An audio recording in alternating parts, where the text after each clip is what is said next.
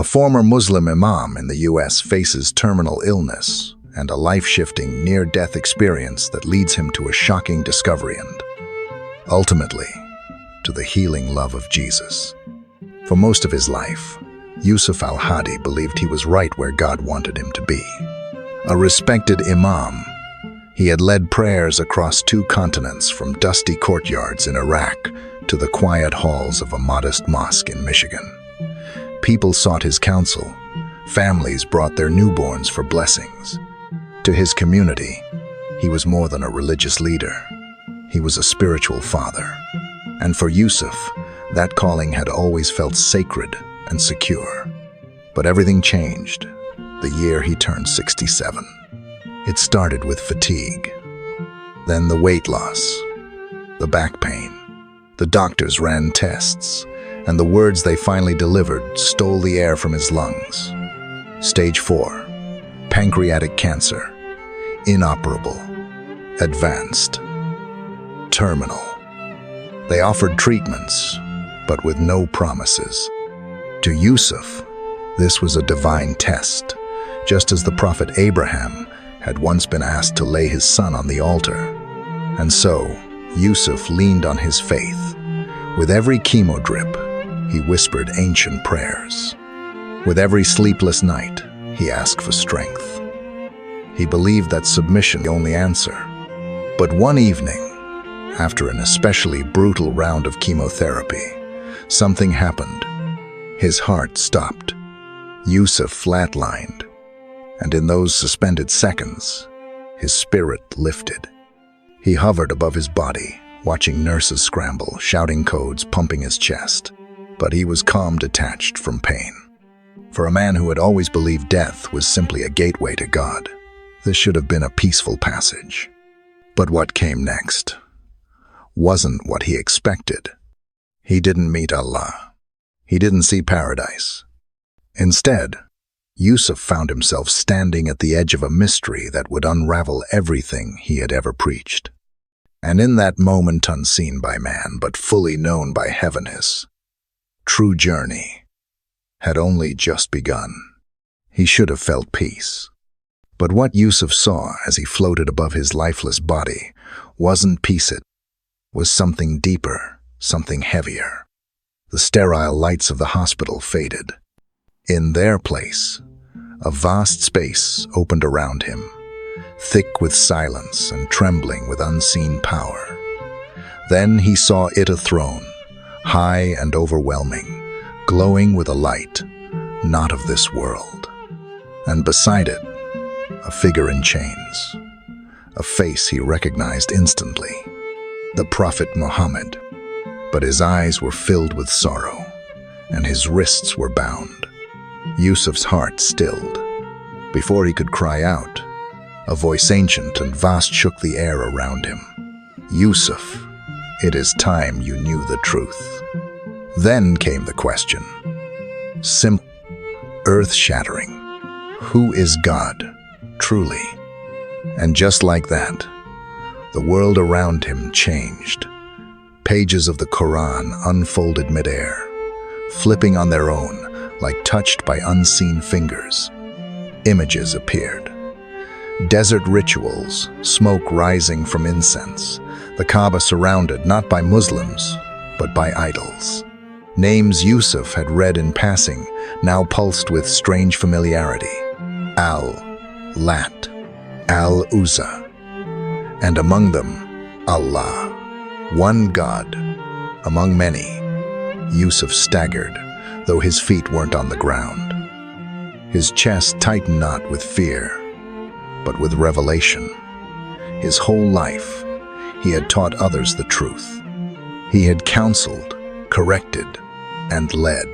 But now, staring into the ancient past, one thought struck him like a bolt of lightning. Had I ever truly asked? Had I built my life on a faith I never examined? The voice returned, not in anger, but in sadness. You followed what was passed down, but never questioned where it began. And in that moment, the Imam, the teacher, became the student. His soul was no longer standing on solid ground. It was trembling, before the unknown. Yusuf came back to life, but he wasn't truly living. The doctors called it a miracle. He had flatlined and returned.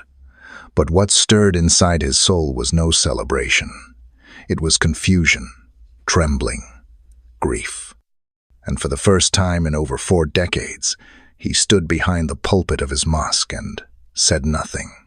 He stopped leading prayers, stopped answering calls. The community murmured, some out of concern, others out of suspicion. But Yusuf didn't know how to explain that everything he once believed now felt like sand slipping through his fingers. He began reading in secret. Not just the Quran, but ancient scrolls, historical records, archaeological studies, writings that would have once made him flinch. He looked into the early Semitic tribes, the roots of monotheism, the transition from polytheistic rituals into the singular worship of one God. He searched not to rebel, but to understand. Each page was a crack in the foundation of the life he had built. He spent hours in his backyard garden, the only place quiet enough to match the storm inside him. The scent of roses reminded him of his wife Fatima's gentle faith, and the jasmine brought back memories of Baghdad, where he first learned to recite the Quran from his grandfather's trembling hands. But now, even those memories carried weight. He remembered the question he once brushed aside. Why does God allow suffering? Why do women have fewer rights? What if we're wrong? Back then, he offered polished answers. But now, those same questions echoed inside him, like thunder in a hollow chamber. The cancer still surged in his body, but it was no longer the illness that terrified him most. What shook him was the possibility that his entire life had been built on answers he never dared to question. And so, in the quiet of each long night, Yusuf didn't pray the same prayers.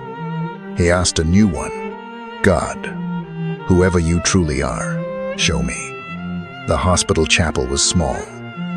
Just a few wooden pews, soft light filtering through a stained glass window, and silence so deep it seemed to breathe.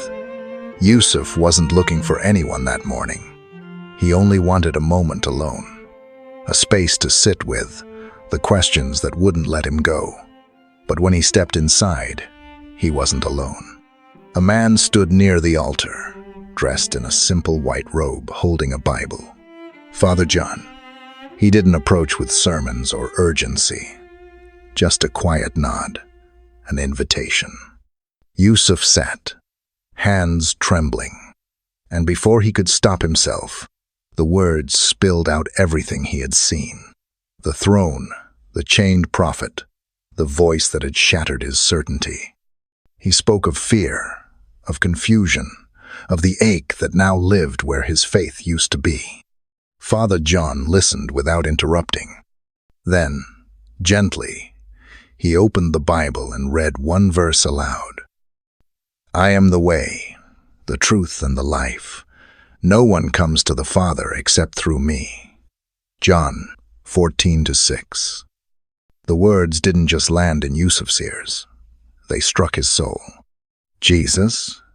He hadn't been part of the vision, but now, it was like his name echoed in every corner of Yusuf's doubt. That night, Yusuf couldn't sleep. He lay awake, hearing that verse over and over, like a song only his spirit could hear. Days passed, and then one morning, Yusuf stepped into Father John's church. The air was warm, the walls were bare, but the presence was undeniable. He didn't come with theology. He didn't come with an argument. He came with a simple request. I want to know the truth. And as the water of baptism was poured over his head, the tears came too. Not of grief, but of release. The fear, the guilt, the crushing weight of being the one who always knew fell away. He wasn't an Imam anymore. He was just a man reborn in grace. The mornings feel different now. Not because the pain is gone. though it is. Not because the cancer vanished, though the doctors still shake their heads, calling it unexplainable. No, the difference isn't in Yusuf's body. It's in his soul. For the first time in his life, he wakes up with peace, not the kind you force with discipline or defend with doctrine, but the kind that settles into your chest like sunlight after a long, bitter storm. He still remembers the old life, the mosque, the prayers, the faces that once looked to him for answers. But now, when he opens his Bible each morning, it's not out of duty. It's out of hunger. He reads slowly, reverently, letting the words of Jesus wash over wounds too deep for medicine. Blessed are the pure in heart, for they shall see God. That verse 8 doesn't just anchor him, it defines him. Not as an imam, not as a scholar, not even as a cancer survivor, but as a man who was once lost and now found. Yusuf no longer wears titles. He no longer strives to prove his worth. He simply lives grateful, humbled, and free. And when people ask him why the change, why the joy, why the light in his eyes, she smiles gently. Then he tells his story. Not to argue, not to convince, but to offer one simple truth. There's more than rituals, more than roles, more than fear, more than rules. There is a love that reaches past every wall we've built, and his name is Jesus.